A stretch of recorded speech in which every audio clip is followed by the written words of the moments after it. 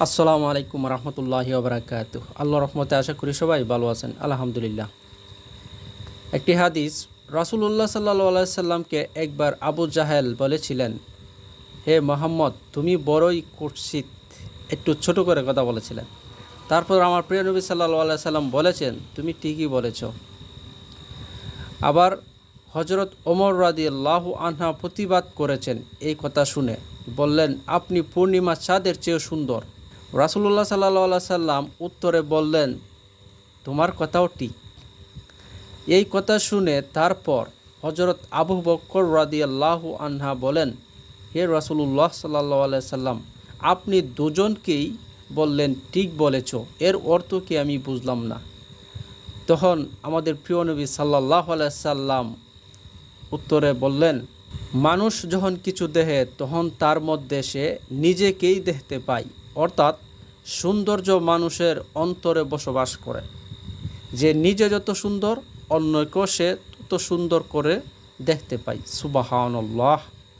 এই ভিডিওটা তাদের জন্য যারা শুধু অন্যের ভুলটাই দেখে, আর যারা সুন্দর মনের মানুষ, যারা অন্যকেও সুন্দর করে দেখে, ভালো মনে দেখে, যার অন্তরে সৌন্দর্য বসবাস করে এবং সে নিজে যত সুন্দর, অন্যকেও সে সুন্দর করে দেখে, এই আদেশটা আমাদের প্রিয় নবী সাল্লাল্লাহু আলাইহি সাল্লাম তাদের জন্য দিয়েছেন।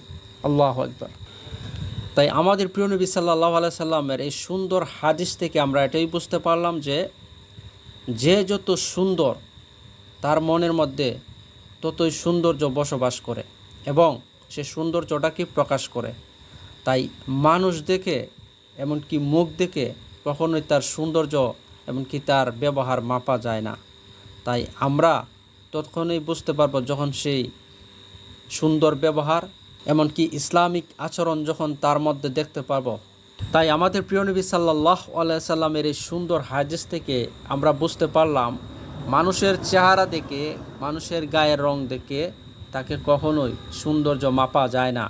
তার সৌন্দর্য মাপতে গেলে তখনই তার ইসলামিক আচরণ, ইসলামিক চলা, তারপর আমাদের প্রিয় নবী সাল্লাল্লাহু আলাইহি সাল্লামের আদেশ নিয়ম কীরকম রয়েছে, তখন তার ব্যবহারে তা প্রকাশ পায়। তাই আমাদের প্রিয় নবী সাল্লাল্লাহু আলাইহি সাল্লাম বলেছেন, সৌন্দর্য মানুষের অন্তরে বসবাস করে। যে নিজে যত সুন্দর, অন্যকে সে তত সুন্দর করে দেখতে পায়। তো সে পর্যন্ত ভালো থাকুন, সুস্থ থাকুন, ইসলামের সাথেই থাকুন।